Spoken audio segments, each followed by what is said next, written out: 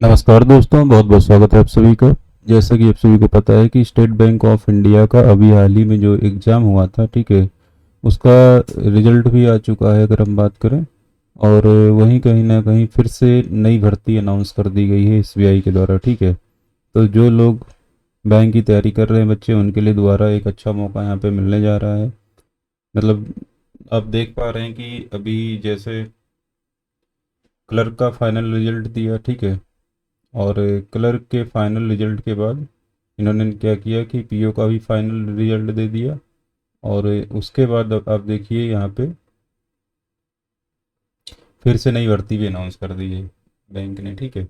तो आप समझ सकते हैं कि कितनी तेज़ी से अगर हम बात करें बैंक काम कर रहा है, ठीक है। तो एसबीआई के दौरान जो नई रिक्रूटमेंट अनाउंस की गई है, आइए इसको डिटेल में देख लेते हैं। जो भी बच्चे तैयारी कर रहे हैं बैंक के लिए, उनके लिए एक अच्छा मौका है, ठीक है।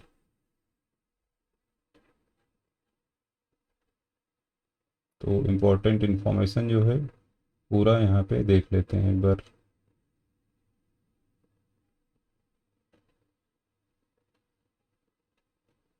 देखिए जो यहाँ पे वैकेंसी की अगर हम बात करें, ध्यान रखिएगा, ये आप जैसे कि यहाँ पे देख पा रहे हैं कि कैटेगरी वाइज वैकेंसी यहाँ पे दी गई, ध्यान रखिएगा, ठीक है। आपकी एससी कैटेगरी की रेगुलर वैकेंसी है 75, एसटी के 37, ओबीसी की है 135, ईडब्ल्यूएस की है 50, और ईयूआर की 203 सीट है, ठीक है। तो कुल 500 सीट ये है जो नई वैकेंसी है रेगुलर, ठीक है। इसके बाद जो बैकलॉग्स वैकेंसी, बैकलॉग का मतलब जो सीट नहीं भरी होती है पिछली वैकेंसी में, वो बैकलॉग में आ जाती है, ठीक है। ठीक है, पिछली वैकेंसी में जो सीटें खाली रह जाती है वो अगली भर्ती में जुड़ जाती है बैकलॉग के रूप में। तो एससी की 5 बैकलॉग की सीट यहाँ पे जुड़ गई है, और एसटी की 36 बैकलॉग सीट जुड़ गई है, ठीक है। तो कुल 31 सीट ये इनकी जुड़ गई है, तो टोटल वैकेंसी हो जाती है 541 सीट हो जाती है। वहीं पे अगर बात करें हॉरिजेंटल वैकेंसी की बात करें, ध्यान रखिएगा, तो यहाँ पे ये कुछ जो स्पेशल कैटेगरी की श्रेणी है, ध्यान रखिएगा, पीडब्ल्यूबीडी, उनके लिए यहाँ पे दी गई है, ठीक है। तो लगभग अगर हम बात करते हैं जो ये 541 वैकेंसी है, ठीक है, ये टोटल अनाउंसमेंट की गई है एसबीआई के द्वारा, ठीक है। तो लगभग 550 भर्ती, 541 पोस्ट जो है ये निकाली गई है एसबीआई के द्वारा। और एक अच्छा मौका है अगर हम बात करें जो लोग तैयारी करते हैं बैंक की। इसकी जो महत्वपूर्ण डेट है, ध्यान रखिएगा, फटाफट इसको देख लेते हैं। ऑनलाइन रजिस्ट्रेशन की जो डेट है, ठीक है, तो ये कब से स्टार्ट हो रहा है आपका? 24/6 से स्टार्ट होगा, और ये चलेगा कब तक? 14 जुलाई 2025 तक, ठीक है। पेमेंट फ़ीस की जो डेट है 24/6 से आपका 14 जुलाई तक आखिरी डेट है पेमेंट की। और प्री एग्ज़ाम जो है आपका, मतलब 14 जुलाई को आपका लास्ट डेट है फॉर्म भरने की, ठीक है। और आपका जो प्री एग्ज़ाम की डेट है, ध्यान रखिएगा, यहाँ पे बहुत फास्ट काम हो रहा है,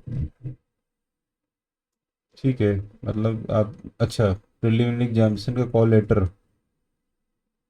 जो है आपका डाउनलोड कॉल लेटर है, हमें लगा एग्जाम ही करा देगा इतनी जल्दी।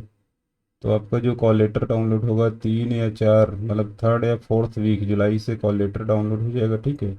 उसके बाद आपका प्री एग्ज़ाम जुलाई से ही होगा, लास्ट में आप देखो जुलाई का डेट दिया है, मतलब जुलाई या फिर अगस्त में, जुलाई अगर स्टार्ट लास्ट में जाएगा, ठीक है। अगर ये इधर यहाँ पे कॉल लेटर 3rd वीक में आ जाता है, तो 4th वीक जुलाई से आपका एग्ज़ाम स्टार्ट हो जाएगा। अगर 4th वीक में आएगा तो ये आपका एग्ज़ाम अगस्त में चला जाएगा, ठीक है, जो आपका प्री एग्ज़ाम होगा, ठीक है। इसके बाद आपका जो डिक्लेरेशन ऑफ रिजल्ट में प्री एग्ज़ाम का जो है, ये अगस्त या सितंबर में ही आ जाएगा। जुलाई में होगा तो अगस्त में आ जाएगा, अगस्त में होगा तो सितंबर में आपका रिजल्ट आ जाएगा इसका। इसके बाद मेंस एग्ज़ाम होगा, आप सभी को पता है मेंस के लिए जो इसमें क्वालिफाई करते बच्चे उनको बुलाया जाता है। तो मेंस में आपको अगस्त या सितंबर में ही देखने को मिल जाएगा। मतलब आप यहाँ पे समय बिल्कुल कम है, अगस्त सितंबर जुलाई अगस्त, मतलब एक महीना मिलता है मेंस के लिए आपको, 1 मंथ। तो आप एक चीज़ मान के लिए, प्री और मेंस की तैयारी आप साथ में करिए सभी बच्चे, जाहिर सी बात है समय है ही नहीं, तो दो साथ में करना पड़ेगा आपको। मतलब मेंस की ही तैयारी करो आप, प्री अपने आप हो जाएगा, सीधी बात है। इसके बाद जो आपका फेज़ 2 ऑनलाइन मेंस एग्जामिनेशन है, सितंबर में आपका यहाँ पे हो जाएगा। कॉल लेटर आपका अगस्त या सितंबर में यहाँ पे अगर आ जाता है तो ठीक है। इसके बाद declaration of result mains examination का जो आपका है सितंबर या अक्टूबर में आ जाएगा। उसके बाद डाउनलोड फेज़ 3 जो आपका एग्ज़ाम होगा उसका कॉल लेटर अक्टूबर या नवंबर में आ जाएगा। ठीक है, फेज़ 3 में आपका साइकोमेट्रिक टेस्ट होता है, ये अक्टूबर या नवंबर में हो जाएगा। वहीं इंटरव्यू और ग्रुप एक्सरसाइज भी आपकी होती है, वो भी अक्टूबर नवंबर में ही करवा लेगा वहीं। ठीक है, डिक्लेरेशन ऑफ फाइनल रिजल्ट आपका नवंबर दिसंबर में, मतलब नए साल से पहले ही आपकी ज्वाइनिंग हो जाए, मतलब एक तरीके से जॉब आपके हाथ में आ जाएगी, मतलब रिजल्ट डिक्लेयर हो जाएगा। ठीक है, ठीक है, बहुत फास्ट काम करता है एसबीआई, तो नए साल में आपके पास नौकरी होगी। अगर हम बात करें प्री एग्जामिनेशन और ट्रेनिंग, प्री एग्ज़ाम ट्रेनिंग जो कराई जाती है एग्ज़ाम से पहले एससी एसटी और ओबीसी और फिजिकल जो हैंडीकैप्ड हैं ध्यान रखिएगा, या फिजिकल एम्पायर्ड जो होते हैं, ठीक है, पीडब्ल्यूबीडी के जो कैंडिडेट होते हैं अगर हम बात करें, तो इनकी जो ट्रेनिंग कराई जाती है ध्यान रखिएगा जुलाई और अगस्त में। ठीक है, डाउनलोड कॉल लेटर इनका हो जाएगा जुलाई या अगस्त में, और प्री एग्जामिनेशन ट्रेनिंग जो आपकी होगी जुलाई और अगस्त में होगी। ठीक है,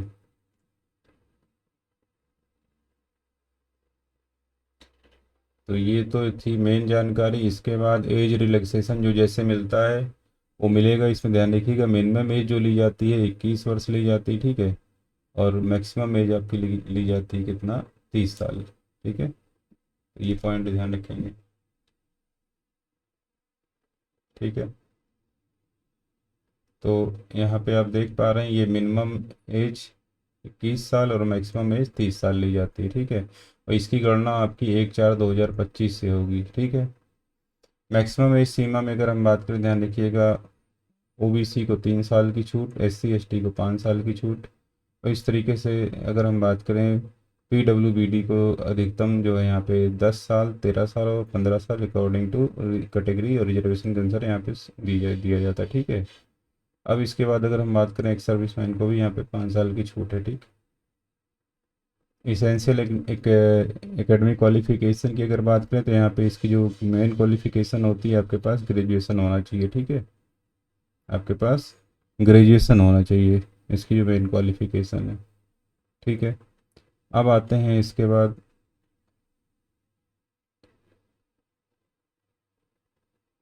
यहाँ पे एग्जामिनेशन का पैटर्न जो है उसकी बात कर लेते हैं फटाफट। तो 3 चरणों में आपका एग्ज़ाम पूरा होगा, ध्यान रखिएगा। पहला प्री एग्ज़ाम होगा, सिलेक्शन का जो प्रोसीडर है उसमें आपके 3 सब्जेक्ट जैसे कि बैंक एग्जाम में पूछे जाते हैं वो यहाँ पूछे जाएंगे। English language 40 question, quant 30 question, reasoning 30 question आता है। ठीक है, सबका टोटल नंबर कितना है, 100 नंबर का, और सबके लिए अलग अलग टाइम है 20-20 मिनट का, मतलब 1 घंटे में आपको 100 क्वेश्चन करने होते हैं। ठीक है,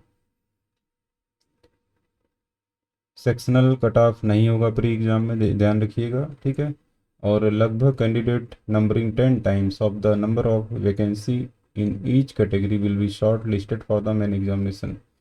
जिस कैटेगरी में जितनी वैकेंसी है उसका 10 गुना लोग मेंस के लिए बुलाए जाएंगे। तो यहाँ पे ये चीज़ मेंशन कर दी गई है कितना गुना लोग मेंस में जाएंगे।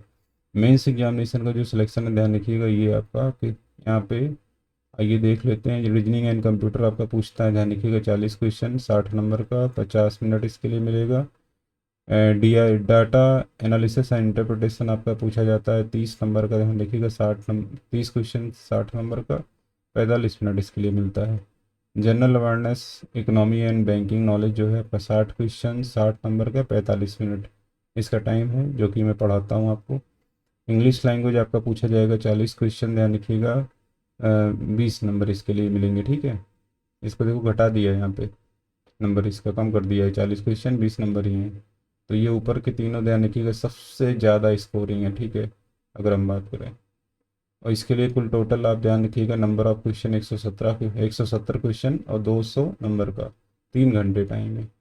इसके बाद एक डिस्क्रिप्टिव पेपर भी होता है जैसे कि पीओ एग्जाम में होता है, आप जानते हो। तो इसमें आपकी स्किल्स, कम्युनिकेशन स्किल चेक करने के लिए email, reports, situation analysis and प्रेसी writing पूछा जाता है, आप इसको देंगे। ठीक है, नंबर ऑफ क्वेश्चन 3 आएंगे, 50 नंबर का ये आपका होगा। ठीक है, 30 मिनट इसके लिए टाइम मिलता है, 250 नंबर का आपका ये है। ठीक है, ये पहला आपका पेपर है ये। तो ग्रुप ग्रैंड टोटल जो है ये 250 नंबर का। इसके बाद जो बच्चे यहाँ पे क्वालिफाई करेंगे ध्यान रखिएगा उनको बुलाया जाएगा, ध्यान रखिएगा।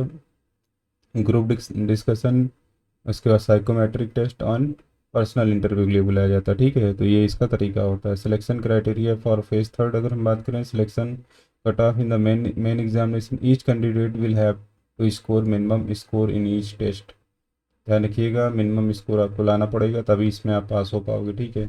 इन मेन एग्जामिनेशन, ठीक है, and depending on the number of vacancies available sectional cut off will be decided. तो यहाँ पे सेक्शनल कट ऑफ होगा हर एक विषय का, ध्यान रखिएगा, जैसे कि प्री में नहीं है, ठीक है।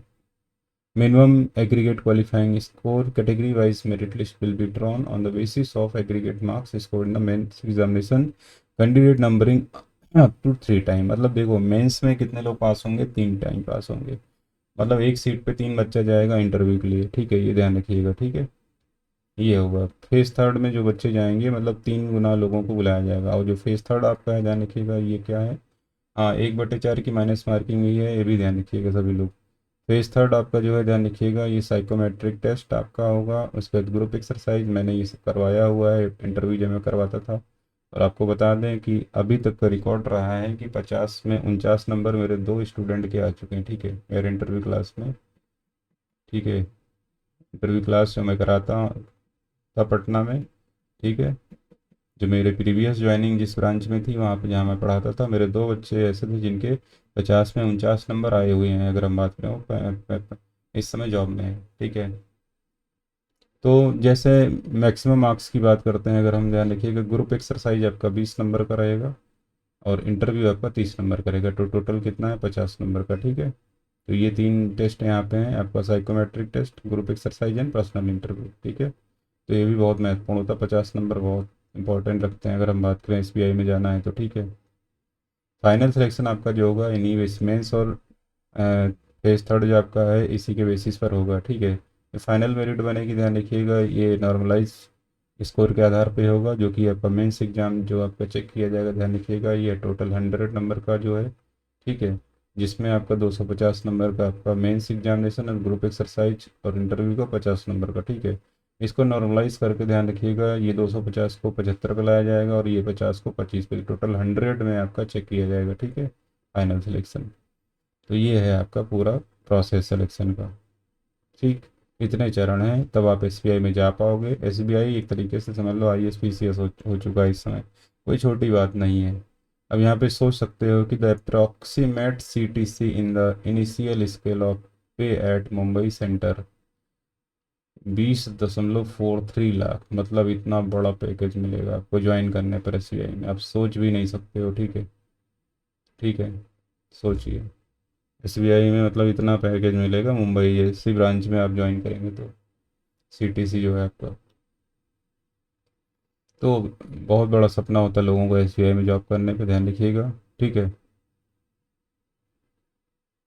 तो जाहिर सी बात है, आपको बॉन्ड भी भरा लिया जाता है जब आप ज्वाइन करते हो, and execute a bond for a value of 2 lakh rupees to serve bank for a minimum period of 3 years. कम से कम 3 साल आपको करना ही पड़ेगा, उसके पहले जाते तो 2 लाख रुपए दे के जाओगे, ठीक है, ये भी ध्यान रखिएगा।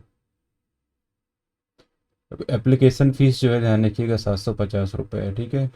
ये कैटेगरी वाइज है, आप इसमें देख लीजिएगा। SC ST PW की कोई फीस नहीं है, नील है, ठीक है। सब कुछ ऑनलाइन है, सभी को पता है। एक और सबसे बड़ी चीज़ है, अगर आपकी तैयारी अच्छी है EWS और EOR को, क्योंकि 4 चांस मिलता है आपको इसमें, ठीक है, 4 मौके मिलेंगे आपको एग्ज़ाम देने का। वहीं EOR और EWS OBC को मिलता है 7 मौका, और SC ST और PWD की बात करें तो इनको कोई रिस्ट्रिक्शन नहीं है, ठीक है। तो ये रही पूरी जानकारी जो मैंने आपको बता दी है। इसके अलावा जो EWS आप सर्टिफिकेट लगाओगे उसकी डेट और फाइनेंशियल ईयर ज़रूर देख लेना, ठीक है। ये रहे आपके एग्ज़ाम सेंटर जहाँ पे आप भर पाओगे, तो ये पूरा डिटेल में आप देख लेंगे, अपना जो शहर होगा वहाँ पे भरेंगे, ठीक है। सबसे बड़ी चीज़ जो मैंने बताई, EWS का फाइनेंशियल ईयर देख के आप उसके अकॉर्डिंग अप्लाई करें।